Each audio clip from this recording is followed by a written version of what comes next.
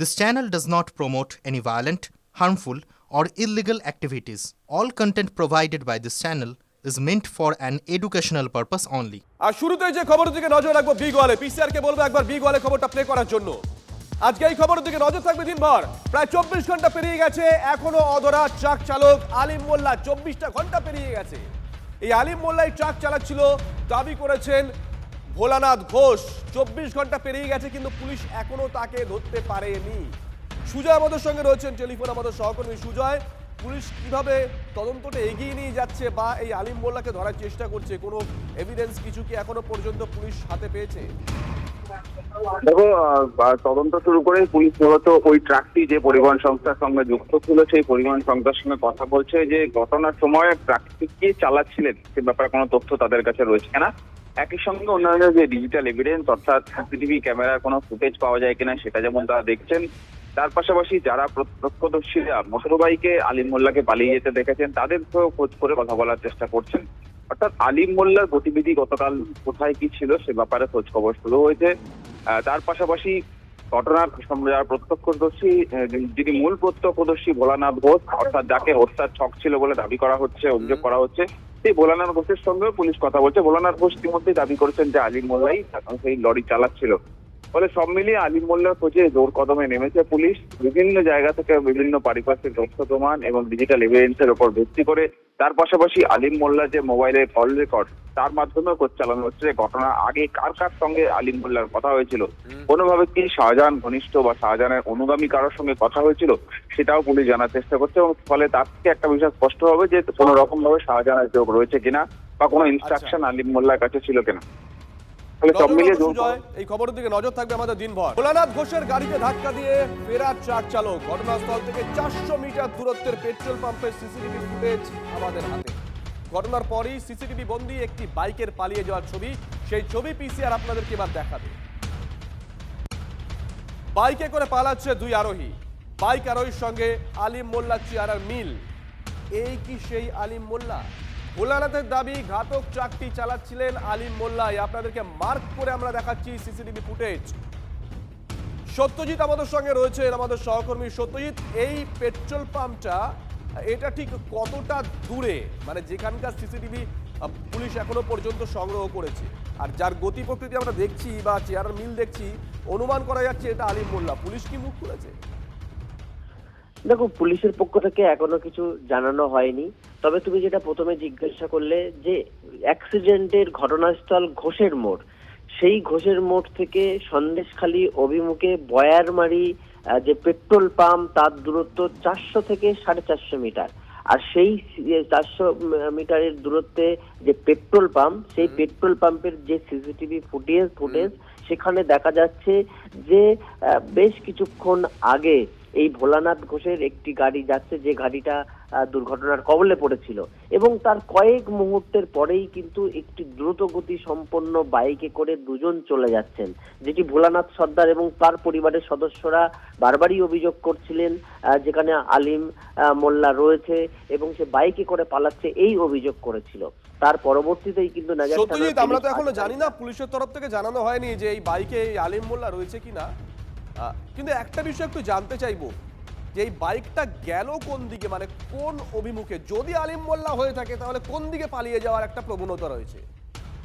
দেখো, যতটুকু আমরা জানতে পারছি ইতিমধ্যেই পুলিশ আধিকারিকরা সেই বাইকের খোঁজে তল্লাশি চালাচ্ছেন, এবং যেটুকু আমি বলছিলাম যে ঘোষের মোড়ে অ্যাক্সিডেন্ট হয়েছে এবং সেই দিক থেকে সন্দেশখালী অভিমুখে বয়ারমারি পেট্রোল পাম্প হয়ে গাড়িটি দ্রুত গতি সম্পন্ন হয়ে তারপরেই কিন্তু জীবনতলার দিকে একটি টার্ন নিয়ে একেবারে সন্দেশখালীর দিকে এবং সন্দেশখালী অভিমুখে গিয়ে ডান দিকের একটি রাস্তা হয়ে জীবনতলা অভিমুখে গেছে গাড়িটি, এবং সেই গাড়িটিরই তল্লাশি চালাচ্ছে নাজির থানার পুলিশ আধিকারিকরা, এমনটি কিন্তু জানা যাচ্ছে।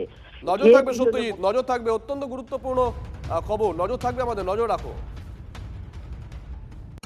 আপনি নিজে চোখে দেখেছেন আলিমকে? কালো সোয়েটার পরা ছিল, হাফ, এইটুকু মতো বলছি, সাইডে ঘাটটা কাজ করে আলিম। আলিম। গাড়িটা কে চালাচ্ছিল? আলিমে। গাড়ি আলিমই চালিয়েছে।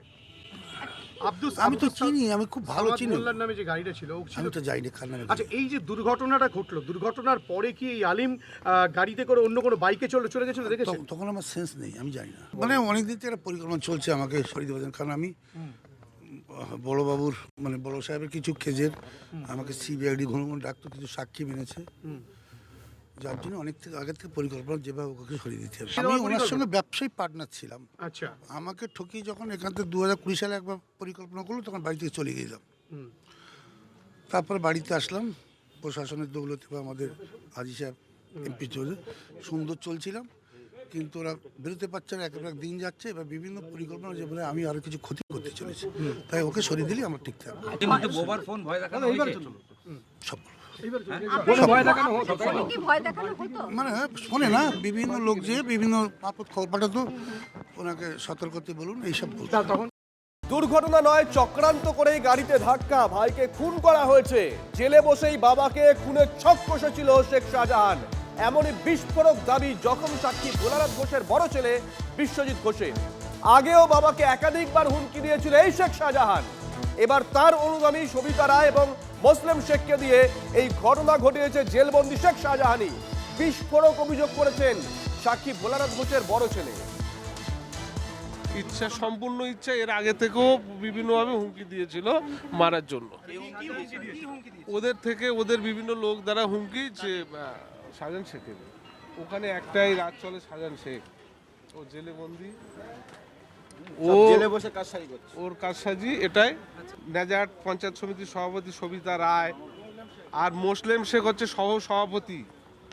এই দুজন শাহজাহান শেখের সম্পূর্ণটাই র্যাকেট চালাচ্ছে ওখানে, মানুষের অত্যাচার, মানুষের ভয় দেখানো, মানুষের চুপ করানো, সব কিছুই ওরাই চালাচ্ছে। মানে এটা কি দুর্ঘটনা নয়, খুন? কোনো দুর্ঘটনা না, খুন, 100% খুন। কে করিয়েছে সরাসরি? সরাসরি শাহজাহান শেখের ইন্ধনে মুসলিম শেখ আর সবিতা রায়। জেল থেকে সাধারণ ইনস্ট্রাকশন দিচ্ছে, ফোন করে, ওর বউয়ের সাথে কথা হয় কন্টিনিউ।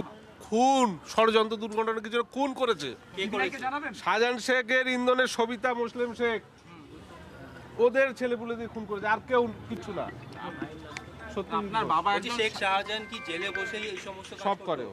আপনার বাবা একজন সাক্ষী, সিবিআই কি আপনার কোনো প্রোটেকশন দিয়েছিল, নিরাপত্তা দিয়েছিল? না, নিরাপত্তা নেই, দিয়েছে। আচ্ছা, চাই মানে নেই।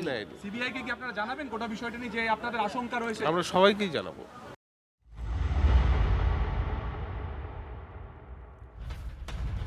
এই আলিম মোল্লা, তার পরিচয় কি? এখনো পর্যন্ত যে খবর পেয়েছি আমরা, এই আলিম মোল্লা শেখ শাহজাহানের অত্যন্ত ঘনিষ্ঠ। জেলবন্দি শাহজাহানের সবকিছু এখন দেখাশোনা করে আলিম।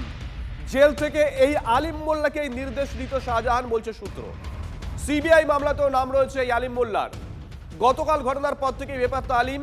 আলিমের নামে নানা অভিযোগ থাকলেও পুলিশ নিষ্ক্রিয়, দাবি করেছে বিজেপি।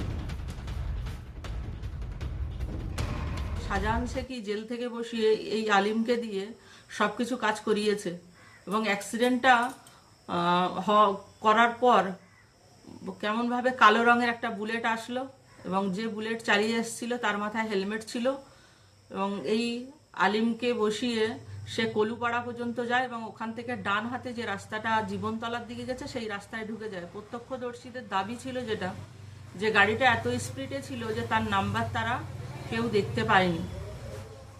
এই আলিমের নাম শেখ সিবিআইয়ের ইডির খাতায়ও আছে। সিবিআই মারার কেসেও এই আলিম ছিল, ওই ঘটনাতেও এই আলিম জড়িত ছিল। সন্দেশখালীর প্রশাসন এতটাই অন্ধ যে এতদিন ধরে এই আলিমকে খুঁজে পাচ্ছিল না। আমরা এই প্রশাসনের থেকে আর কি আশা করতে পারি? আমরা নিরাপত্তায় ভুগছি, আমরাও জানাচ্ছি যে আমাদের নিরাপত্তার ব্যবস্থা করুক। স্বামীকে চক্রান্ত করে ফাঁসানো হচ্ছে, দাবি করেছেন আলিম মোল্লা স্ত্রী। সকালে বাড়িতেই নাকি ছিলেন আলিম মোল্লা, ফোনে ঘটনা জানতে পেরে পালিয়ে বেড়াচ্ছে, ক্যামেরার সামনে বললেন আলিম মোল্লা স্ত্রী।